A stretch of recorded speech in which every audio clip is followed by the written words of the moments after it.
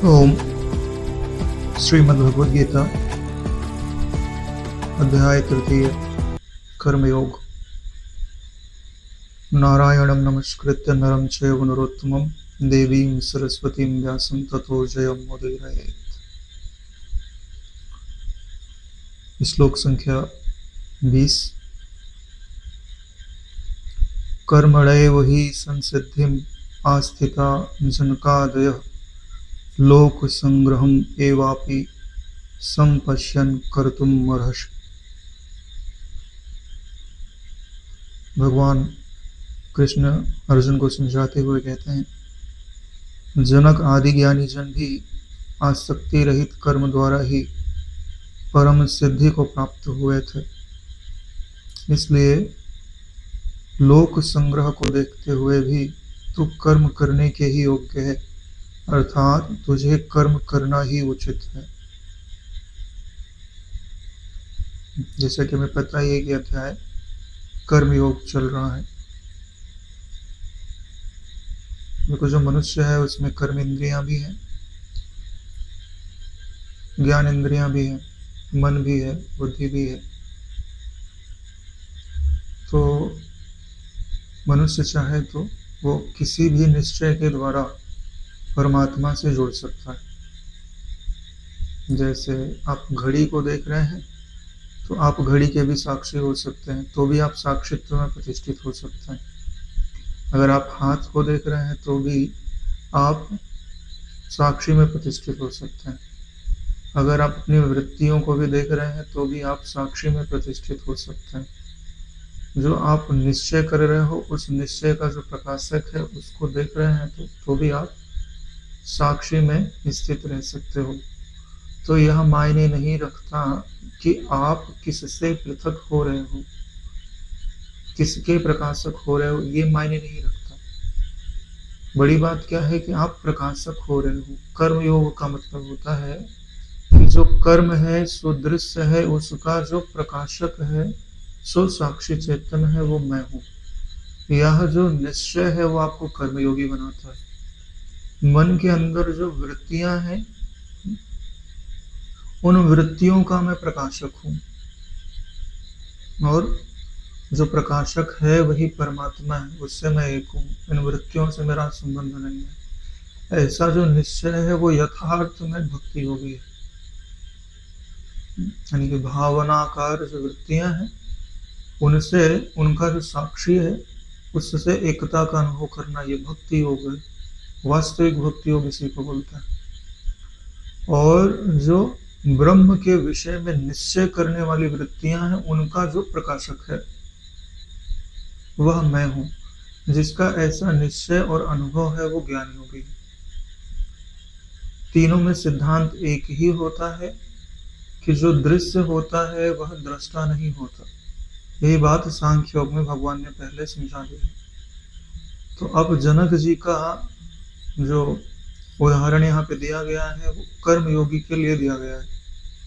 जबकि आपको पता होगा कि अष्टावक्र गीता जो ज्ञान योग का आदर्श ग्रंथ कहा जाता है वह जनक जी और उनके गुरु जी का संवाद, अष्टावक्र जी का संवाद। देख लीजिए कि ज्ञान योग के द्वारा ही कर्म योग की सिद्धि होती है, यह ही श्लोक प्रमाणित करता है। यानी उदाहरण भगवान कृष्ण ने लिया भी तो किसका? जनक आदि का लिया।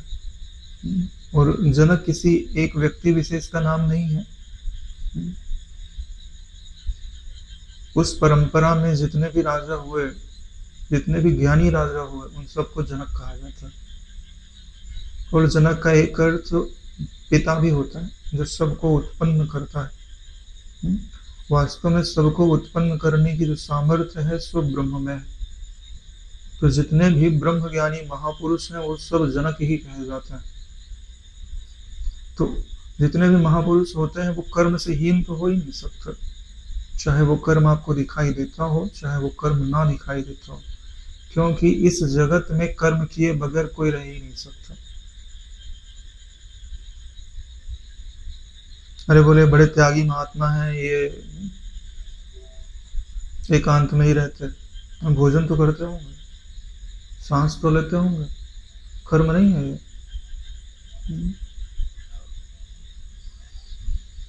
भाई कर्म इंद्रियां कुछ ना कुछ व्यापार तो करती होंगी, उसी को तो कर्म कहा जाता है। भाई मलमूत्र का विसर्जन तो करते होंगे, कुछ बोलते तो होंगे। बोलना कर्म होता है ना, स्वाद लेना ये ज्ञान है, लेकिन बोलना कर्म है, तो कुछ तो बोलते होंगे। चलो दूसरे को ना सही, खुद को तो बोलते होंगे, कोई शब्द तो उपजता होगा। तो कर्म से रहित कहाँ? इस जगत में जब कोई कर्म से रहित हो ही नहीं सकता, तो उसके लिए भगवान का यह विधान ही उचित है कि वह शास्त्र विहित कर्म करे। क्योंकि कर्म को छोड़ देने से किसी चीज की सिद्धि नहीं होती। यानी कि जो भ्रांति छिपी हुई थी, कौन सी भ्रांति छिपी हुई थी? कि अर्जुन बोलता था कि मैं संन्यास ले लूंगा। जब संन्यास ले लूंगा तो सोचता रहा होगा कि मुझे कोई कर्म करना नहीं पड़ेगा। तो भगवान उसी बात पर चोट कर रहे हैं कि संन्यास लेने के उपरांत भी आप कर्म से रहित तो हो ही नहीं सकते। इसके लिए आप जनक जी को अपना आदर्श बनाइए, या ऐसे ही जितने भी ब्रह्म ज्ञानी राजर्षि हुए हैं उनको अपना आदर्श बनाइए। जनक का उदाहरण इसीलिए लिया गया है कि वो राजा भी हो और ऋषि भी हो, तो वहां कर्म की प्रधानता दिखाई देगी। यानी कि भाई वहां जनक जी सिर्फ पुरस्कार ही थोड़ी देते होंगे। जो चोर होगा उसको दंड भी मिलेगा, जो दूसरे का कत्ल कर रहा है उसको फांसी भी मिलेगी। केवल दया का ही कर्म थोड़ी हो रहा है वहां पर। जिसके लिए जो उचित है उसके लिए उसका विधान किया जा रहा है, लेकिन उससे ना उनको हर्ष हो रहा है, उससे ना उनको शोक हो रहा है।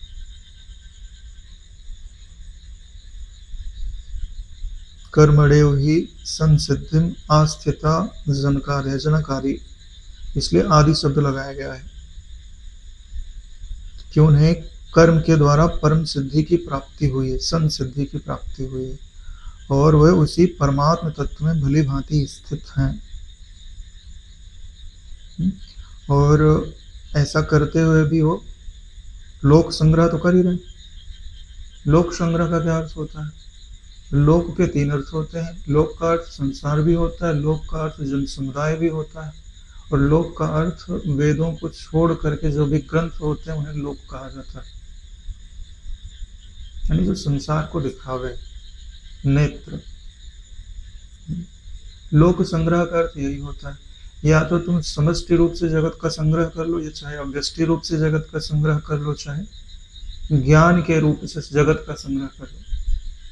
तीनों में जो जगत का संग्रह, जगत का मतलब नाम और रूप का संग्रह है, वही लोक संग्रह कहलाता है।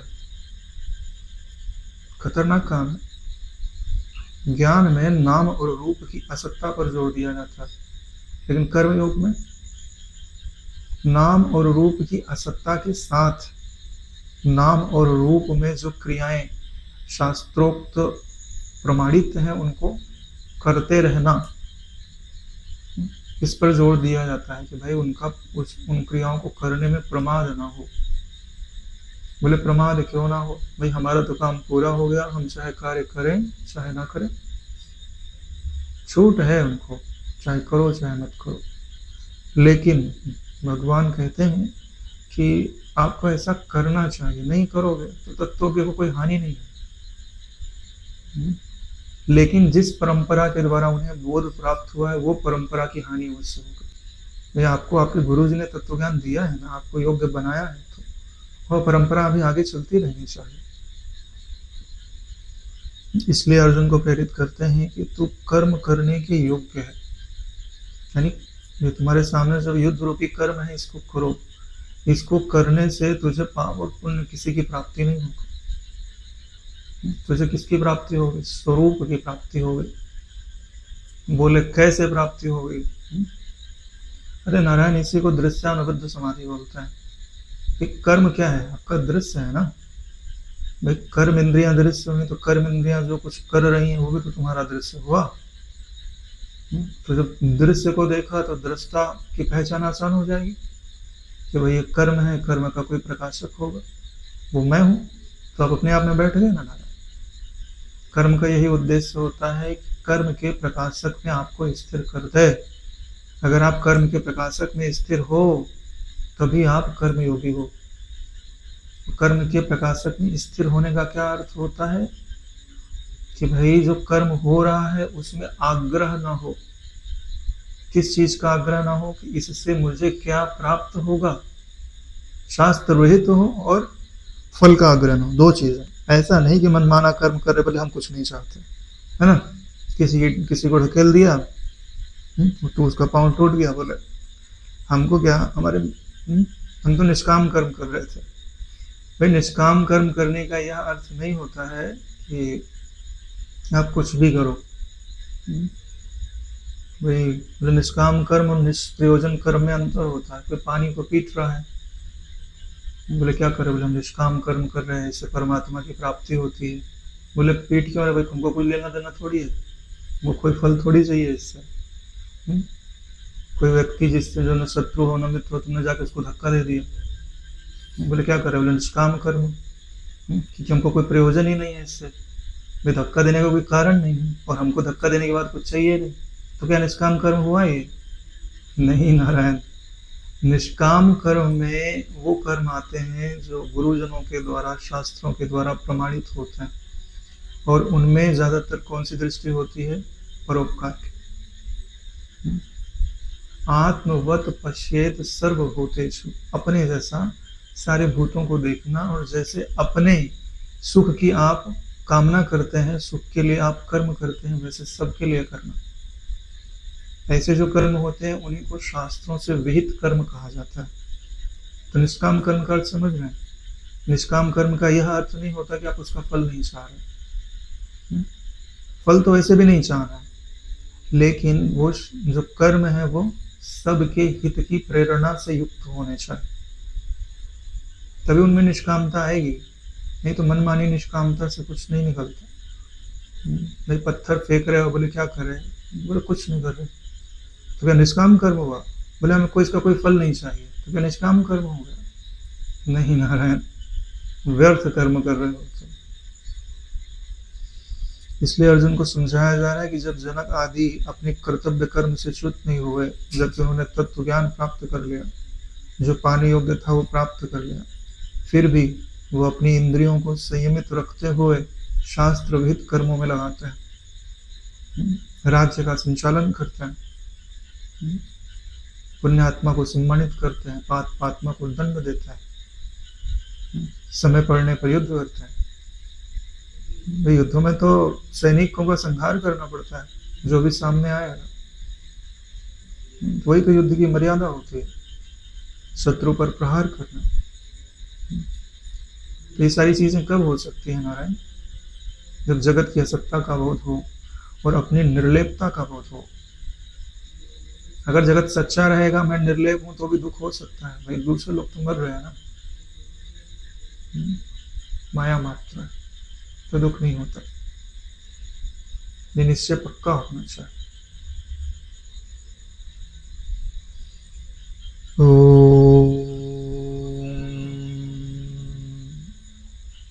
यद यद आचरति श्रेष्ठः तत् तत् एव इतरो जनः स यत् प्रमाणं कुरुते लोकः तदनुवर्तते। श्रेष्ठ पुरुष जो जो आचरण करता है, अन्य पुरुष भी वैसा ही आचरण करते हैं। वह जो कुछ प्रमाण कर देता है, समस्त मनुष्य समुदाय उसके अनुसार बरतने लग जाता है। अब भाई अर्जुन को कर्म करने की प्रेरणा जनक जी की तरह क्यों दी जा रही है? क्योंकि जो श्रेष्ठ पुरुष होते हैं वो इस जगत में मर्यादा स्थापित करते हैं। तो उन्हीं को देख करके जो दूसरे लोग हैं, जो कनिष्ठ हैं, श्रेष्ठ नहीं है, निम्न है, उनको देख करके ही तो सीखते हैं। अगर श्रेष्ठ पुरुष ऐसा आचरण ही ना करें तो उनको देख करके सीखेगा कौन? यहाँ बताने से कोई नहीं सीखता नारायण, लोग आचरण से सीखते हैं। आप कुछ भी करते रहो और उपदेश देते रहो तो कौन मानेगा?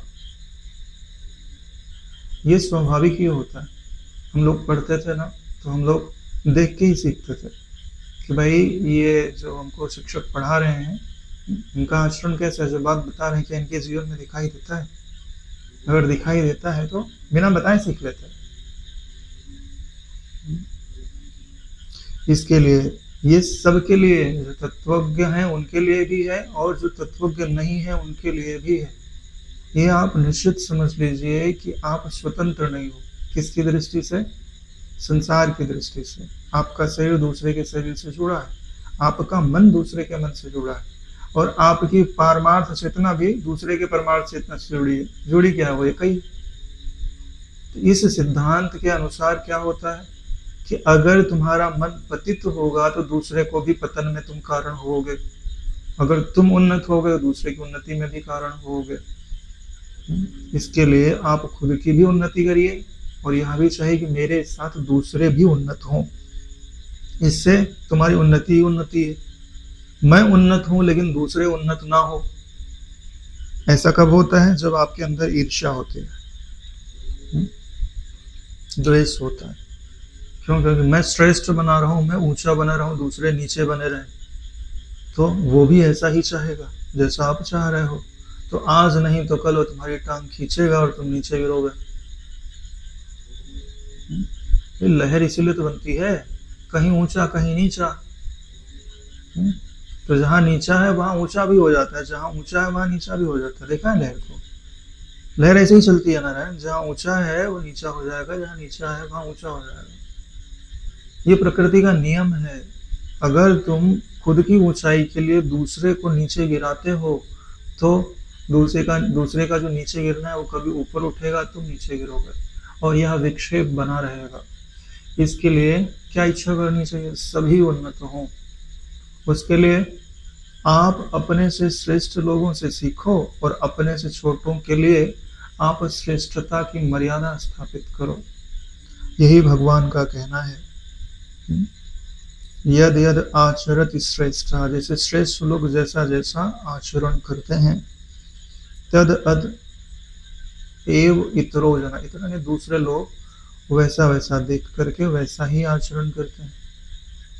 ध्यान से देखो, तुमको अभी फ्रेंच लैंग्वेज सिखाई जाए तो कितनी कठिन, ना जाने कब कब वैसा पारंगत हो गए। ठीक है, लेकिन जो फ्रेंच का बच्चा है उसको फ्रेंच सीखने के लिए कब पढ़ाया गया? अरे भैया 2-3 साल का होते होते वो फ्रेंच बोलने लग जाता है। क्यों? जैसे माता पिता का आचरण है, जैसी उनकी वाणी है, केवल उनके साथ में रहते रहते सीख लिया। तत्व ज्ञान के विषय में भी ऐसा हो सकता है। तुम्हारे माता पिता यदि तत्वज्ञानी हो, हाँ, तो पता चले कि उसको कभी तत्वज्ञान का उपदेश दिए बगैर ही वो तत्वज्ञानी हो गया।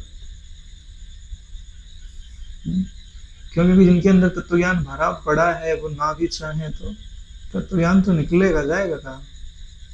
अरे भाई, जहाँ सुगंध भर गई है, कितने उसको टाइट बंद रखो, कभी ना कभी कहीं ना कहीं से सुगंध निकल जाती है। सा यत प्रमाणम कुरते, वो जैसा प्रमाण स्थापित करते हैं। भाई यहाँ पे प्रमाण वचन से स्थापित नहीं होता, आचरण से स्थापित होता है। यह बात आपने सिर्फ समझ लो। देखो, यहाँ पे 2 बातें बताई जाती हैं। ठीक है, एक बात ये बताई जाती है कि जैसे हलवाई होता है तो वो मिठाई बेचता है, लेकिन आपने कभी उसको मिठाई खाते नहीं देखा, तो क्या कहा जाता है कि भले हलवाई अपनी मिठाई ना खाता हो, लेकिन आप लेकर के खा लो, तृप्त हो जाओ। इसका मतलब है कि वो पालन करे चाहे ना करे, तुम करो। ये किसके लिए कहा जा रहा है? कि जिसको आचरण करना है उसको ऐसा देखना चाहिए, लेकिन जिसको आदर्श स्थापित करना है उसको इस नियम का पालन करना चाहिए।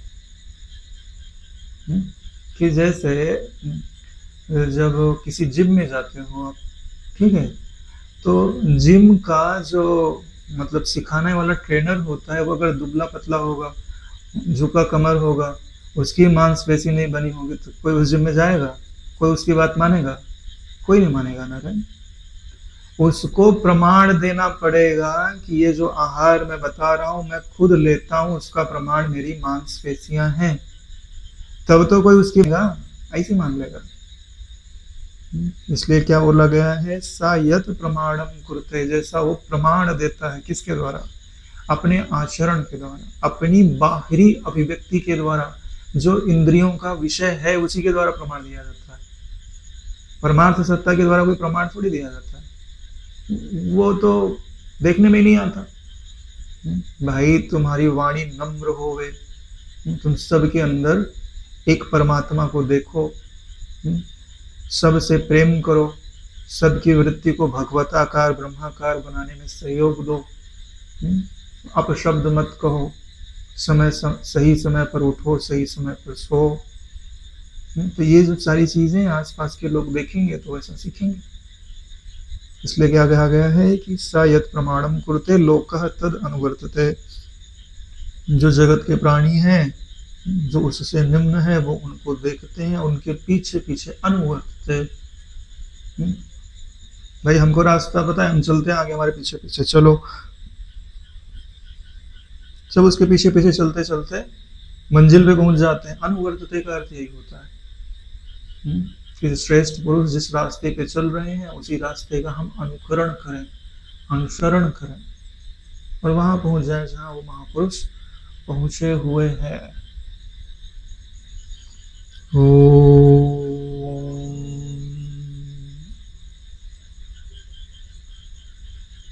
न मे पार्थ अस्ति कर्तव्यम त्रिषु लोकेषु किंचन, न अनवाप्तम अवाप्तव्यम वर्त एव च कर्मणि। हे अर्जुन, मुझे 3 लोकों में ना कोई कर्तव्य है, ना कोई भी प्राप्त करने योग्य वस्तु अप्राप्त है, तो भी मैं कर्म में ही बरतता हूँ। भगवान स्वयं अपना प्रमाण देता है। एक तरह से आप ये समझ लो कि भगवान सबके गुरु हुए, जगत गुरु तो वही है। भाई हमारे गुरु की बात हम मानते हैं, तो उनके गुरु की बात वो मानते हैं, उनके गुरु की बात वो मानते हैं। तो ये सारा ज्ञान तो भगवान से ही उपजा है ना। तो अंत में सबके गुरु कौन हुए, परमात्मा। तो यानी आपके लिए सबसे ज्यादा अनुकरणीय कौन है, परमात्मा। क्यों, क्योंकि वो आपके शाश्वत गुरु हैं। उन्हीं की प्रतिकृति है जो अवतरित हो करके आपको आत्म क्षेत्र में ले जाने का यत्न करती है। तो भगवान जैसा कह रहे हैं वैसा वो अपने जीवन में करके दिखा रहे हैं। भगवान ने कौन सा कर्म नहीं किया, राजा बन करके उन्होंने अपनी प्रजा का पालन किया, द्वारिका की स्थापना की, प्रजा की रक्षा के लिए उन्होंने द्वारिका ऐसी बनाई कि वहां कोई प्रवेश ना कर सके, और बचपन से ही असुरों से लड़ते रहे, उनको परम धाम पहुंचाते रहे। गुरु के यहाँ पर गए, गुरुजनों की आज्ञा मानी, 64 कलाएं सीखी, विद्याएं सीखी, और सिर्फ सीखी ही नहीं, आगे जाकर सिखाया भी। और जहां धर्म युद्ध हुआ वहां से पलायन नहीं किया, धर्म का पक्ष लिया और उसे विजयी बनाया,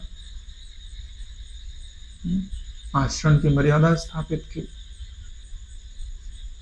तो ऐसा भगवान ने अपने जीवन में दिखाया हुआ है।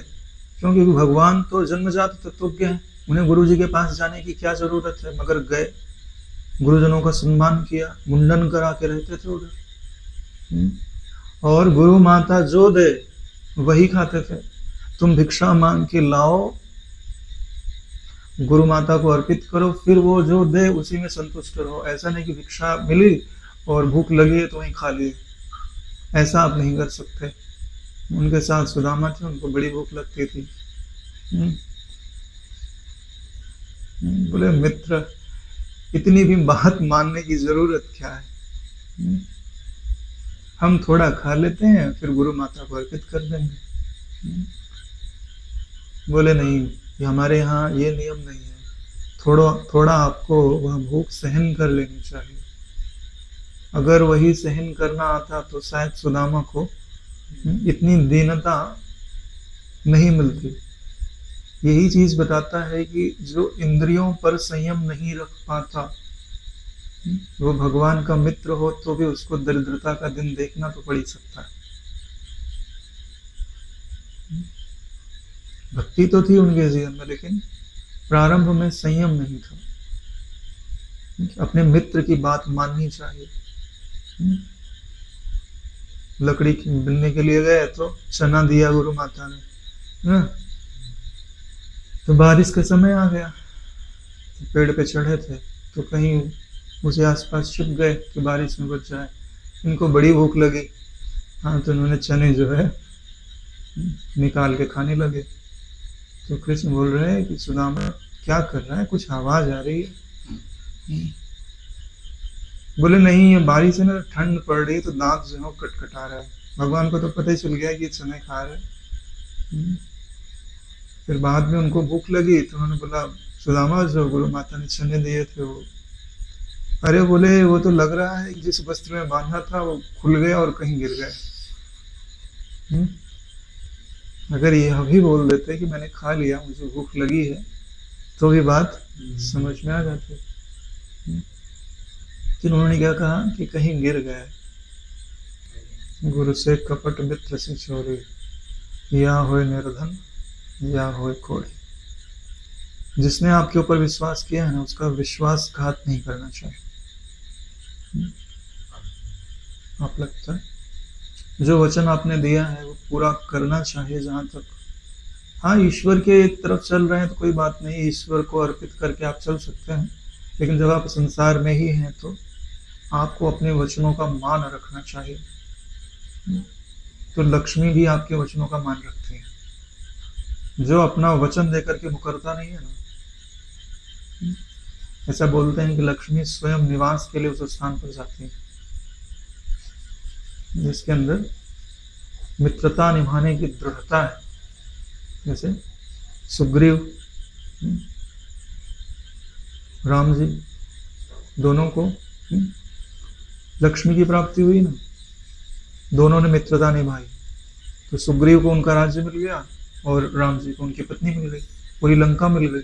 हाँ, भले उन्होंने विभीषण जी को वहां का राजा बना दिया। तो यहाँ पे बात यही कही जा रही है कि भगवान को प्राप्त करने योग्य तीनों में कुछ भी नहीं है। जितनी भी प्राप्त करने वाली वस्तुएं हैं वो उनको पहले से ही प्राप्त है। तो जब पहले से ही प्राप्त है तो आलसी हो जाना चाहिए। भाई कोई कर्म करने की क्या जरूरत है, हाँ? लेकिन फिर भी वो कर्म करते हैं। जैसे राजा चकवेंट थे, राजा तो थे लेकिन अपने जीवन यापन के लिए स्वयं खेती करते थे, उससे जो अन्न होता था उसी से अपना गुजारा करते थे। तो ऐसे जो राजा होते हैं वो मर्यादा स्थापित करते हैं, तो उनको श्रेष्ठ आचरित माना जाता है। उनका जो आचरण है श्रेष्ठ माना जाता है। उनको देख करके वह प्रजा भी वैसी ही हो जाती है। कहा भी जाता है यथा राजा तथा प्रजा। अगर राजा जो है निकम्मा है तो प्रजा भी निकम्मी हो जाती है। तो भी मैं कर्म में ही बरतता हूँ। क्यों बरतता हूँ? क्योंकि मुझे देख करके ही सारा जगत सीखता है। अब ध्यान से देखो, जितने भी अपने शास्त्र हैं वो किन चीजों का वर्णन करते हैं?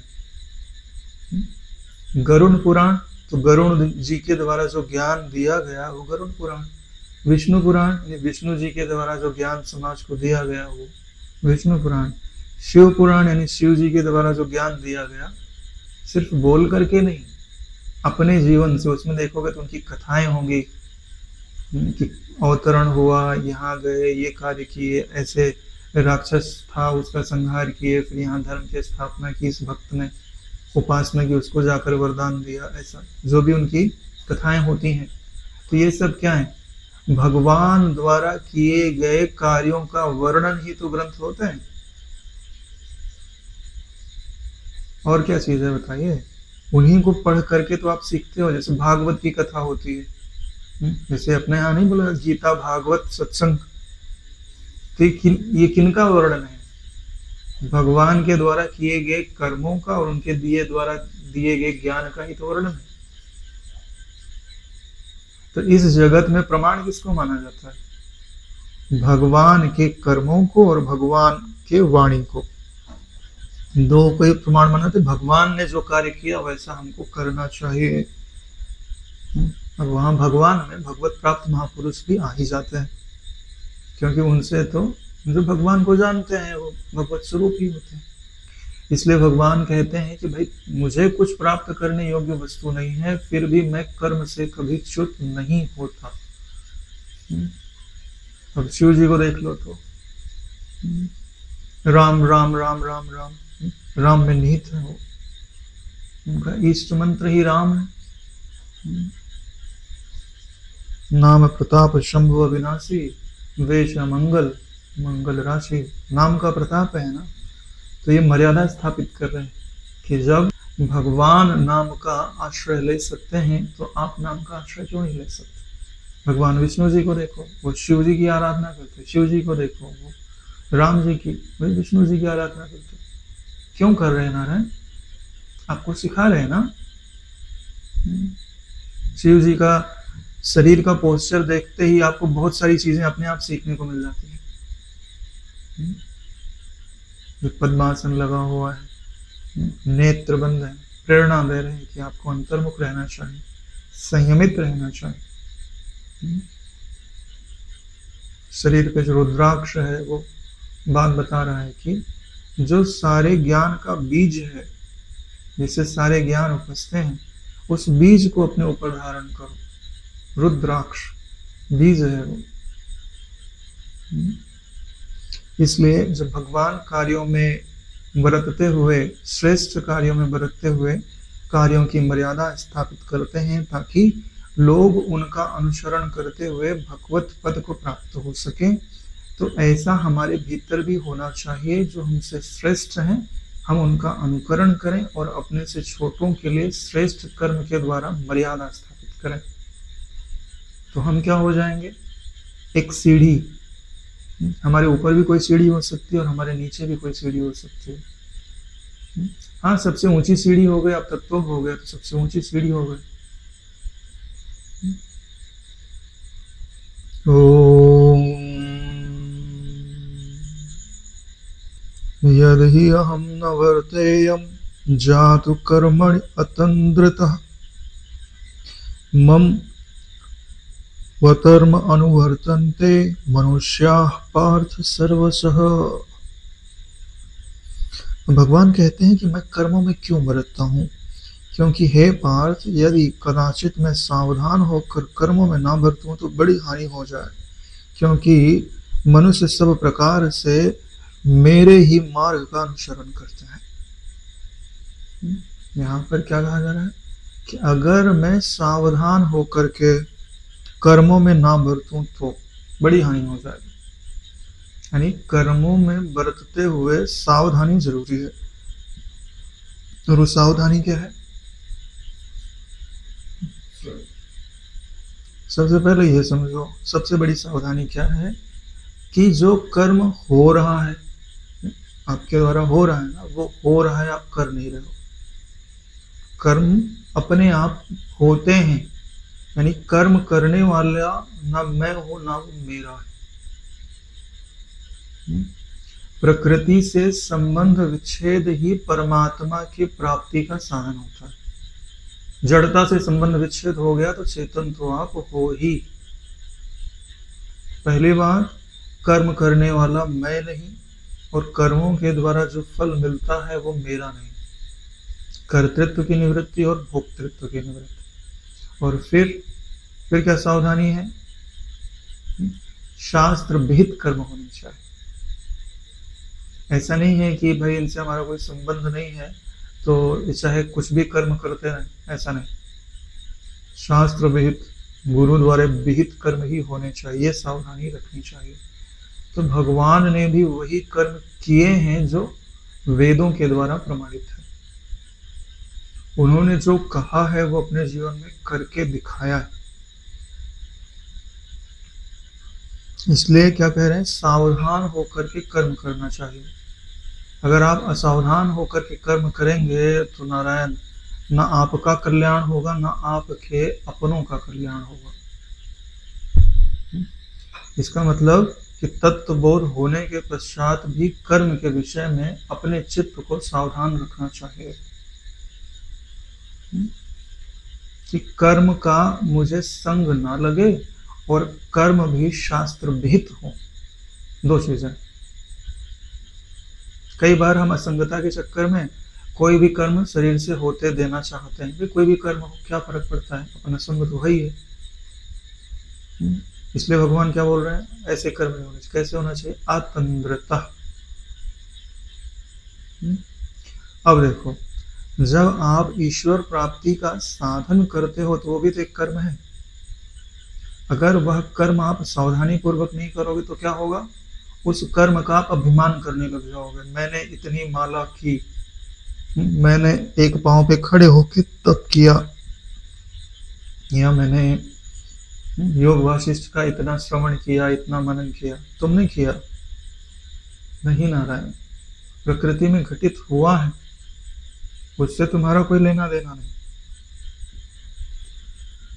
इसके लिए अतंद्रिता शब्द जो है आपको जीवित रखना चाहिए कि आप सो मत, सदा जगते रहो। किस ज्ञान में, कि कर्म का कर्ता और कर्म का भोक्ता दोनों मैं नहीं हूं, और ऐसा होने पर भी मैं सदैव कर्म इंद्रियों के द्वारा श्रेष्ठ कर्मों को ही महत्व देता हूं। यानी कर्म सदैव श्रेष्ठ हो, फिर भी उन श्रेष्ठ कर्मों का ना कर्तृत्व हो ना भोक्तृत्व हो। ऐसा क्यों किया जाता है, क्योंकि भगवान कहते हैं कि मनुष्य मात्र मेरा ही अनुसरण करता है। जब मनुष्य मेरा अनुसरण करते हैं तो मैं उल्टे सीधे कार्य करूंगा तो भी उल्टे सीधे कार्य करेंगे। अब आपको कैसे पता चलता है कि भगवान ने ये मर्यादा स्थापित की है, कि जितने भी आपके पुराण हैं, वेद हैं, उनके द्वारा ही इनका प्रमाण मिलता है कि ईश्वर ने क्या किया है। और कहाँ से मिलेगा, ध्यान लगा के थोड़ी देख रहे हो। हाँ, पहले दिन लोग ध्यान लगा के देख लेते थे, अब वो महत्ता, वो क्षमता विकसित नहीं हुई है, तो इन्हीं को प्रमाण मानना चाहिए। और सारे मनुष्य, यहाँ पे मनुष्य की बात उन्हीं की जा रही है जो सनातन धर्म में उपजे हैं। नहीं तो भगवान की वाणी, भगवान को मानते ही नहीं। तो जब ईश्वर निराकार ही हो गया तो तुम्हारे लिए तो कोई मर्यादा स्थापित करने वाला ही नहीं रहा, तो तुम अनुसरण किसका करोगे। अरे भाई, तुम कर्म इंद्रिय से युक्त हो, तो कर्म इंद्रियों से युक्त ही तुमको कोई सही मार्ग पे लगा सकता है। निराकार तो तुमको बोलना ही नहीं आ रहा। तुम चाहे जो खाओ, चाहे जो करो, चाहे जो सोचो, कोई रोक टोक थोड़ी ना रहा। अगर रोकेगा टोकेगा तो साकार हो जाएगा। इसके लिए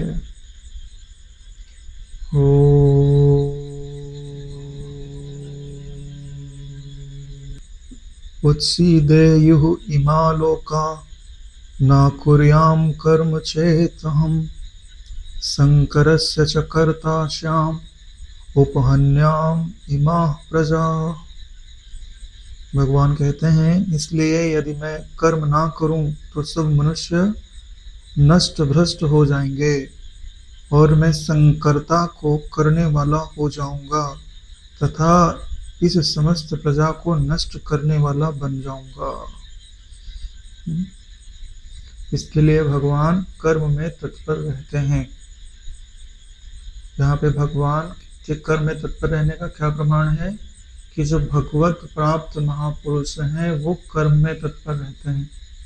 वो कर्म में तत्पर है, तो इसका अर्थ है कि भगवान ही कर्म में तत्पर है। प्रत्यक्ष प्रमाण तो यही है कि भाई इस समय भगवान कर्म में तत्पर है कि नहीं, तो कौन देख रहा है। तो इस समय उनका प्रमाण भगवत प्राप्त महापुरुष दिया करते हैं, वो अपने जीवन के द्वारा यह प्रमाण देते हैं। तो अगर भगवान कर्म में ना बरते हैं तो मनुष्य नष्ट भ्रष्ट ही हो जाएंगे ना। जैसे अपने गुरु जी ने अगर यह कार्य नहीं संभाला होता तो जितने भी लोग हैं सब मनमाना आचरण तो करते, कितना उपद्रव मचाते, उनका क्या जीवन होता। पता होता ब्रह्म किसे कहता है, आत्मा किसे कहते हैं, आत्म साक्षात्कार क्या होता है, मन के अंदर इतनी शांति होती, कुछ नहीं होता। खुद भी दुखी होते और दूसरों को भी दुखी करता। अरे तुम्हारी महत्ता भले अभी ना दिखाई दे रही हो तुमको, लेकिन तुमने जो कमाया है वो बहुत कीमती है। कि मन में समता बनी रहना बहुत बड़ी बात होती है। कोई भी घटना घटती है, भीतर में एक बहुत बड़ा धैर्य निवास करता है। ज्यादा से ज्यादा क्या हो जाएगा, मृत्यु आ जाएगी। कितनी मृत्यु आके गई, और मेरी तो मृत्यु होती नहीं, तो ज्ञान मात्र स्वरूप हो। कितना बड़ा धैर्य तुमको देता है। कम बड़ी बात है, बहुत बड़ी बात है नारायण, बड़ी बड़ी सिद्धियों से बड़ी बात है। क्योंकि सारी सिद्धियों के द्वारा तुम पाना क्या चाहते हो, शांति। और ठीक से अगर तुम असंगता में खड़े हो जाओ और इसका निश्चय कर लो, तो शांति तो तुम्हारे घर की बात है, आनंद आए चाहे ना आए। कोई शांति से तो मना कर ही नहीं सकता। 25 श्वास गिन लो, ठीक से गिन लो, तो शांत तो तुम वैसे ही हो जाओगे। भाई वृत्ति या तो चिंता को पकड़ेगी या तो सांस को पकड़ेगी, दो को तो एक साथ पकड़ेगी नहीं। हाँ, तो जब सांस चली गई तो चिंता को तो छोड़ ही देगी। और तुमने तो पहले से अभ्यास किया हुआ है कि सांस का जो प्रकाशक है सो मैं हूं। सांस का जो प्रकाशक है सो मैं हूं। सांस ठंडी होती है, बाहर जाती तो गर्म होती है, तो जो प्रकाशक है ना वो ठंडा है ना वो गर्म। तो ये तो अभ्यास किया है। तो आपत्ति काल में मन यहाँ पे लगाओ, अपने आप सारी आपत्तियां छूट गई। आग्रह छोड़ दो, जैसे ही आग्रह छोड़ोगे और इसमें लगोगे वैसे ही शांति तो तुम्हारे घर की बात है। और ये जो श्वासों का चलना है, अगर इसको तुम सुषुम्ना के द्वारा चलाना सीख जाओ तो आज नहीं तो कल योग सिद्धि भी तुम्हें प्राप्त हो जाएगी। जैसे ये देखो, पूरी शरीर में प्राण तो है, मानते हो, ठीक है, और प्राण होगा तो चलेगा ना, इससे थोड़ी ना रहेगा। अब हमारी जो चेतना है उसका सबसे मुख्य हिस्सा कहाँ रहता है? नर्वस सिस्टम अपनी शरीर का सबसे मेन चीज होता है, संचार तंत्र, ज्ञान तंत्र जिसको बोलते हैं। उसमें एक है सेंट्रल नर्वस सिस्टम और एक है peripheral nervous system. Central nervous system में दो चीजें आती हैं, आपका स्पाइनल कार्ड और ब्रेन। ये सेंट्रल नर्वस सिस्टम में आता है। तो इनके अंदर प्राण का फ्लो जितना ज्यादा होगा उतना ज्यादा ही ज्ञान आप संग्रहित कर पाओगे, उतना ही ज्यादा ज्ञान का संचरण आपके शरीर में होगा। अब करना क्या होता है कि इनमें जो नाड़ियां हैं उनके अंदर प्राणों को प्रवाहित करना होता है। अब ये समझ लो, जहां प्राण चलते हैं वहां मन लगता है और जहां मन लगता है वहां प्राण चलते हैं, ये नियम है। तो तुम अपना मन अगर सुषुम्ना के अंदर लगा दो और यह भावना करो कि सांस लेने से प्राण ऊपर चढ़ रहे हैं और सांस छोड़ने से प्राण ऊपर से नीचे जा रहे हैं, तो तुम्हारी यह भावना ही वहां पे प्राणों को चलाने लग जाएगी। तो उनके जो ब्लॉकेज हैं धीरे धीरे हटने लग जाएंगे और आपका चिंतन गहरा होने लग जाएगा। सारस्वत कुंडलिनी योग में आता है कि कोई विरला, सबकी बात तो नहीं की जा रही, कोई बिरला केवल इससे ही योग की सारी सिद्धियां प्राप्त कर सकता है।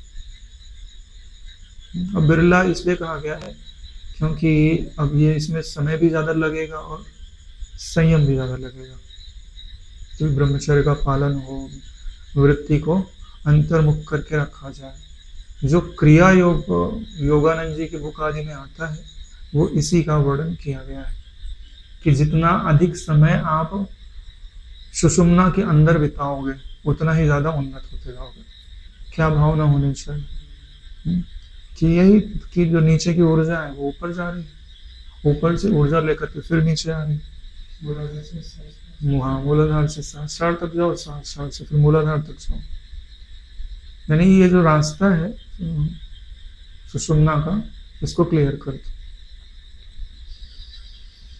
तो यहाँ पे भगवान ये कह रहे हैं कि अगर मैं कर्म ना करूं तो मनुष्य नष्ट भ्रष्ट हो जाएंगे, क्योंकि मर्यादा स्थापित करने वाला कोई नहीं रहेगा और मैं संकरता को करने वाला हो जाऊंगा।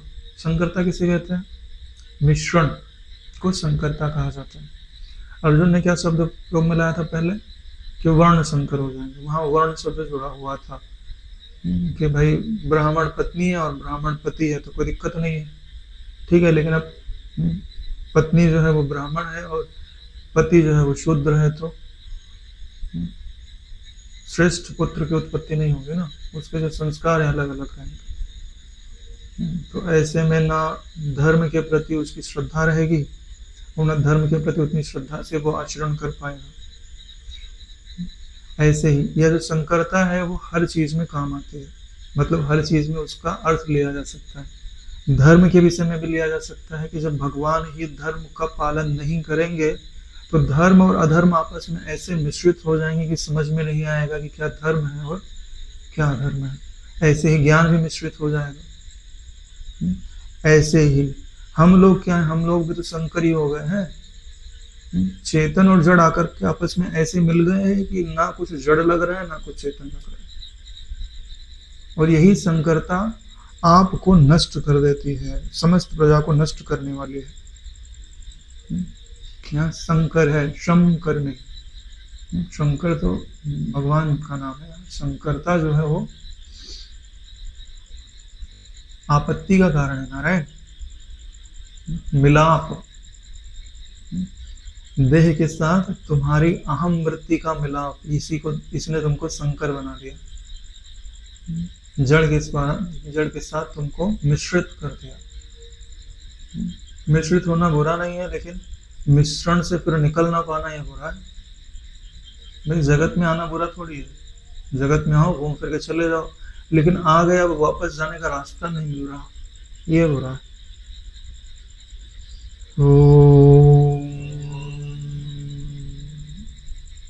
सक्ताः कर्मणि विद्वांसो यथा कुर्वन्ति भारत, कुर्यात् विद्वांस तथा सक्तः चिकीर्षुः लोक संग्रहम्। भगवान कहते हैं, हे भारत, कर्म में आसक्त हुए अज्ञानी जन जिस प्रकार कर्म करते हैं, आसक्ति रहित विद्वान भी लोक संग्रह करना चाहता हुआ उसी प्रकार कर्म करे। यानी जो अज्ञानी है, कर्मों में आसक्त है, वह जैसे ही कर्म करता है ठीक वैसे ही जो ज्ञानी है, अनासक्ति को युक्त है, वो भी ठीक वैसे ही कर्म करे। यानी कि कर्म के होने में कोई अंतर ना दिखाई देना चाहिए, ऐसा लगे कि भैया तुम भी वैसे ही हो। यानी उतनी ही तीव्रता से कर्म करता है, उतनी ही सूक्ष्मता से कर्म करता है, उतनी ही तत्परता से कर्म करता है। क्योंकि जिसको फल की इच्छा होती कितनी तत्परता से कर्म करता है। ऐसा नहीं है कि अब तुम्हारी फल की इच्छा नहीं रही तो तुम कर्मों में लापरवाही करने लगो, पलायनवादिता करने लगो। तंद्रित मन से कर्म करो, असावधान मन से कर्म करो।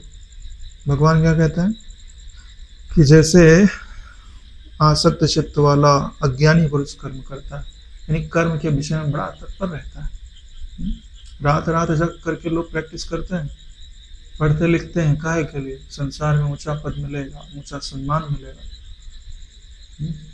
और बोले हमको तो कुछ नहीं चाहिए, तो वो कोई कर्म ही नहीं करते, लापरवाह। न शरीर का कोई ठिकाना, न मन का कोई ठिकाना, न बुद्धि का कोई ठिकाना। हाँ, अरे यही तो हो गया है भाई। बोले हमको क्या लेना देना है, संसार नश्वर है, जो हो रहा है उसको होने दो। भाई वो तो बात है, जो हो रहा है वो तो होएगा ही होएगा, लेकिन जितनी तुम्हारी जिम्मेदारी बनती है उतना तो तुमको करना ही चाहिए। इसलिए भगवान कह रहे हैं कि जब आप कर्म करने पर आते हो, कर्म करने पर आने का मतलब कल्पित मैं के लिए बोला जा रहा है ना। जो कर्म करता नहीं हो तो कभी कर्म करने पे आएगा ही नहीं, तो नित्य मुक्त है। देखो ये भगवत गीता का जो कर्म योग है, यह सांसारिक कार्य करते हुए भी आपको मुक्ति पथ में आरूढ़ करने के लिए बताया गया। यानी कि यहाँ कर्म की मुख्यता होते हुए भी वो तत्व में निष्ठ हो जाएगा, लेकिन उसे यह पता होना चाहिए कि कर्म का करने वाला, कर्म का कर्ता और भोक्ता दोनों ही दृश्य में है और मैं प्रकाशक हूँ। अगर यह निश्चय उसके पास नहीं है तो 100 जन्म भी रगड़ेगा ना तो भी वही फंसा रहेगा। भाई कर्म का अभिमानी कभी कर्म से मुक्त होता है? वो तो बंधन बढ़ा रहा है, गांठ को बढ़ा रहा है, खोल थोड़ी रहा है। कई बार लोग निष्काम कर्म का भी अभिमान कर लेते हैं, बोले हमने 20 साल से मैं सेवा कर रहा हूं। तो हे मूर्ख, भाई तुमने सेवा की तो इसका मतलब सेवा का अभिमान रूपी कर्म कर लिया तुमने। वहां में बोलने वाला नहीं रहता, नेकी कर और कुएं में फेंक, यही हाल होता है। अगर तुमने कुछ संग्रह करके रखा है तो तुम निष्काम कहाँ हो गए, तुम सकाम हो गए। देखो एक चीज समझ लो, जैसे निष्काम होता है वैसे ही निर्वृत्ति होता है, निवृत्त होता है। समझ रहे? जो निष्काम है और निवृत्त नहीं है वो निष्काम नहीं है।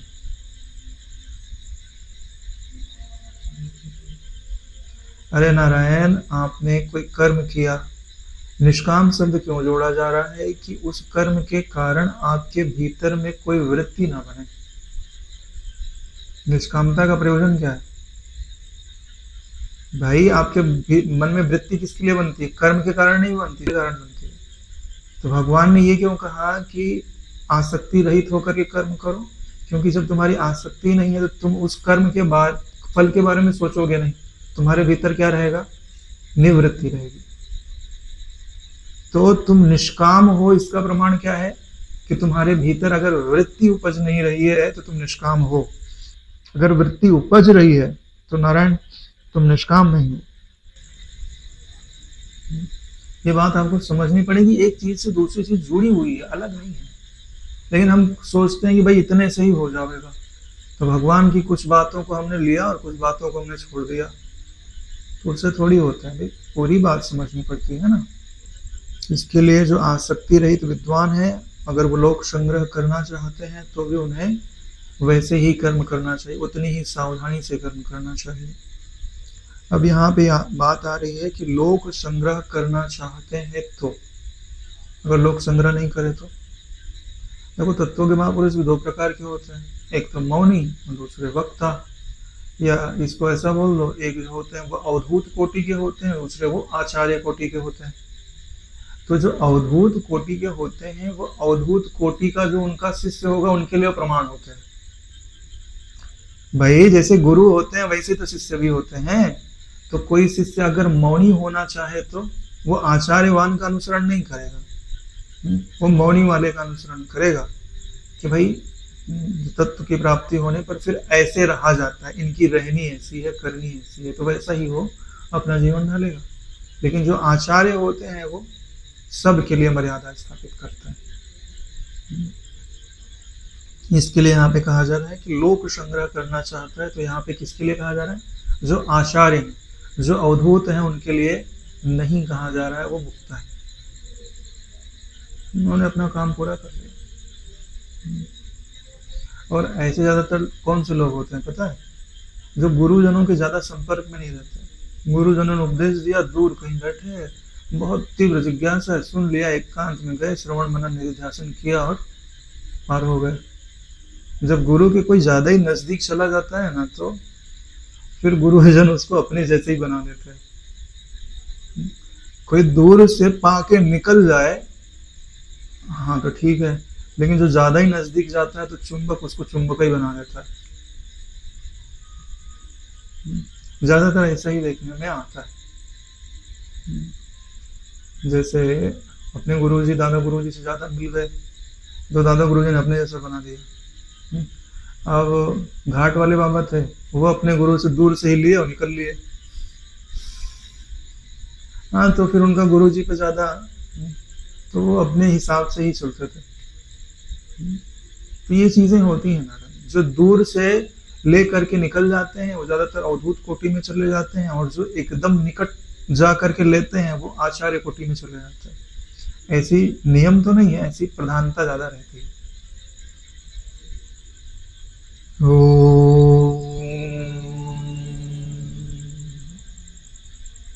न बुद्धि भेदम जनयेत अज्ञानाम कर्म संज्ञानाम जोषयेत सर्व कर्माणि विद्वान युक्तः समाचरन्।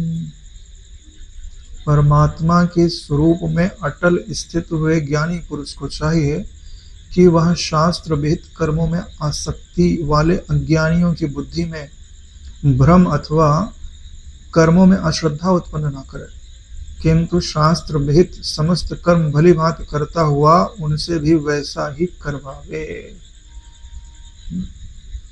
यहाँ पे बात किसके लिए कही जा रही है? जो परमात्मा में अटल रूप से स्थित हो गए, उनके लिए मर्यादा स्थापित की जा रही है कि भाई तुमको भी ऐसे ही चलना है, चलना है और दूसरे को भी ऐसे ही चलाना है, ये मेरी आज्ञा है। जैसे भाई घर में बड़ा बेटा जो है ना, नौकरी धंधा जमा लिया, खुद कमाने लग गया, तो पिता की आज्ञा का पालन तो करना ही पड़ेगा ना, कि भाई तुम जो पैसा कमा रहे हो अपने छोटे भाई बहनों को भी इतना दिया करो, क्योंकि हमने तुमको दिया तो तुम उनको दो, तो उनको योग्य बनाओ। क्योंकि आज तुम उनको योग्य बना दो, कल तुम्हारे लड़के बच्चों को फिर वो देंगे, तो ऐसे तो परंपरा चलेगी।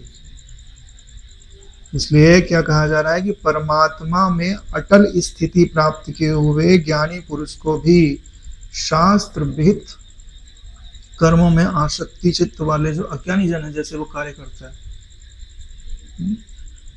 अज्ञानी है लेकिन शास्त्र के अनुसार चल करके, जैसे कोई स्वर्ग पाना चाहता है, कोई सिद्धि पाना चाहता है, वो जितनी तत्परता से लगता है, बोले उतनी ही तत्परता से तुमको भी लगना चाहिए, जबकि तुमको कुछ पाना नहीं।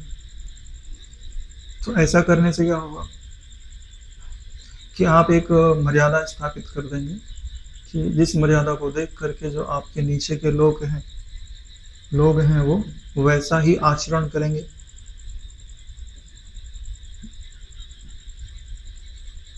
जो सयेत सर्व कर्माणि विद्वान युक्त समाचरण, यानी खुद भी आचरण करे और दूसरों को भी वैसा आचरण करने के लिए प्रेरित करे।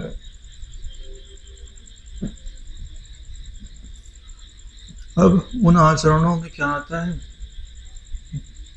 कि भाई सबसे बड़ी चीज तो यही है कि मन कर्म वाणी से किसी को भी दुख ना देना।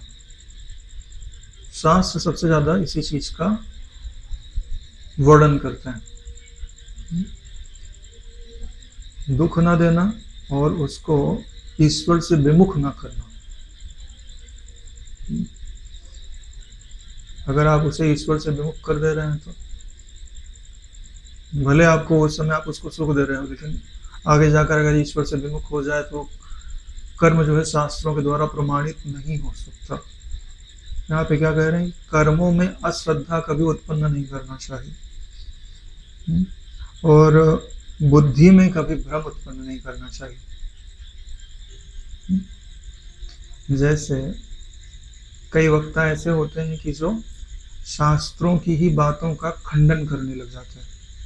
अरे बोले ऐसा नहीं हुआ होगा, सोच समझ करके, क्योंकि जब आप बहुत सारे लोगों को बोलते हो तो बहुत सोच समझ करके वाणी का प्रयोग करना चाहिए। कहीं आपकी बातों का, भाई आप क्या पता सही बोल रहे हो, लेकिन ऐसा बोलना चाहिए कि लोगों में वो बात जाकर के भ्रम उत्पन्न ना करे। आप बातों का खंडन करने में इतने तत्पर हो कि पता चला कि आप शास्त्रों की भी बातों का खंडन करने में लग गए। भाई वो खंडन किसी के लिए जरूरी हो सकता है, लेकिन तुम्हारी बात सब लोग सुन रहे हैं तो इसके लिए जो बुद्धि है उसमें भ्रम उत्पन्न ना हो और जो कर्म है उसमें अश्रद्धा उत्पन्न ना हो। इसके लिए अखंडानंद जी के वर्णन की शैली मुझे अच्छी लगती है। बोले क्यों?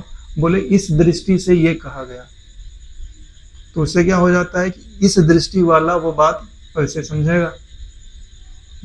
लेकिन जब आप यहाँ नहीं बोलोगे इस दृष्टि से कहा गया, तो सभी लोग समझेंगे बात सभी के लिए कही जा रही है। भाई योग की दृष्टि से इसका यह अर्थ होता है, तो अब क्लियर हो गया ना कि जो योग का अनुसरण कर रहा होगा वो समझेगा कि भाई योग में इस चीज का यह अर्थ होता है। तो ज्ञान वाला तो बोलेगा कि नहीं ये योग में ऐसा अर्थ होता है, तो ज्ञान में इसका क्या अर्थ होता होगा। लेकिन जब आप ये मत बोलो कि योग में इसका अर्थ होता है, बोले इसका ये अर्थ होता है, तो आपने ऐसी संभावना रख दी है कि वहां पर भ्रम उत्पन्न हो सकता है। जैसे कहा गया कि योगा चित्त वृत्ति निरोधा, ठीक है, तो यह अर्थ किसके लिए है? पातंजलि योग दर्शन के लिए है। ठीक है, अब ज्ञान के विषय में इसका क्या उपयोग होता है? तो वहां तो भाई चित्त वृत्ति के निरोध का नहीं, वहां चित्त के त्याग का वर्णन है। वहां चित्त वृत्ति के निरोध को महत्ता नहीं दी गई है, वहां चित्त के त्याग को महत्ता दी गई है। तो वहां उसका अर्थ बदल गया ना नारायण। वहां अज्ञान का निरोध होता है, वहां चित्त वृत्ति का निरोध नहीं होता। इसके लिए भगवान यहाँ कहते हैं कि आपको तत्व की प्राप्ति हो गई है तो भी आप अपने कर्मों के द्वारा, अपनी वाणी के द्वारा ऐसे कर्म करिए कि लोगों की कर्म के प्रति जो श्रद्धा है वो टूटे नहीं। तो ये बात बताने के पहले उन्होंने क्या बताई थी कि भाई समस्त जो प्राणी हैं उनका जीवन अन्न से होता है। अन्न जो है वो वर्षा से होता है, वर्षा देवों के कारण होती है और देवता यज्ञ के द्वारा पोषित होते हैं। यज्ञ मतलब ये जो आप हवन करते हो वो भी यज्ञ होता है, जो शास्त्र विहित आप कर्म करते हो वो भी यज्ञ होता है। और जो यज्ञ होते हैं वो वेदों के द्वारा, और वेद जो है ब्रह्म के द्वारा, ये परंपरा बताई गई है। तो इसी परंपरा के अनुसार ही जो आप कर्म करते हैं, ये परंपरा के अनुसार ही कर्म किए जाते हैं। इसमें कहीं चोरी, व्यभिचार, लूट, खसोट, कपट आदि की गुंजाइश नहीं है। आपको जो चाहिए आप वैसा श्रेष्ठ कर्म करके देवताओं से प्राप्त कर लीजिए। और वो जो देवता है वो आपके द्वारा जो श्रेष्ठ कर्म किए जाते हैं उनके द्वारा वो पोषित हो जाते हैं। और इन सब का जो प्रमाण है, का जो आधार है सो ब्रह्म है। तो यह आपको ब्रह्म तक ले जाने की सीढ़ी ही हो जाएगा। इसके लिए कर्मों में कभी अश्रद्धा उत्पन्न नहीं करना चाहिए, भाई ये कर्म करने से ये नहीं मिलेगा। भाई मिलेगा ना नारायण। और बुद्धि में भ्रम उत्पन्न नहीं करना चाहिए। उसके लिए जब भी वर्णन करते हैं तो सोच समझकर वक्ता की श्रोता की पात्रता का विचार करके उसका वर्णन करना चाहिए, तभी आपका बोलना सार्थक होगा कि भाई कौन सी बात है और किस दृष्टि से कही जाती है। जैसे शास्त्रों में जहाँ कहीं भी उदाहरण दिए जाते हैं तो नीचे बता दिया जाता है कि कौन से शास्त्र का है। उससे क्या होता है कि वह शास्त्र किस विषय में लिखा गया है, किस बात को ध्यान में रख करके वो बात लिखी गई, तो उससे समझ में आ जाता है कि भाई इसका यह बात कहने का उद्देश्य क्या है। 26 श्लोक पूर्ण होते हैं, आज यहीं विश्राम लिया जाता है।